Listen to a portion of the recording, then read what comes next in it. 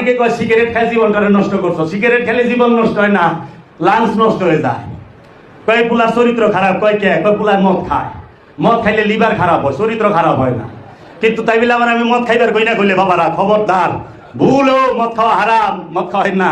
আবার কই দিব নে হ্যাঁ মদ খাওয়ার লাইসেন্স দিয়ে দিছে, বড় ঝামেলা। না না, মদ হারাম, মদকে হারাম করা হয়েছে, নিষিদ্ধ করে। কিন্তু মদ খেলে লিভার খারাপ হয়, চরিত্র খারাপ হয় না। চরিত্র খারাপ হয় কি করলে জানেন? সম্পদ জমা করলে।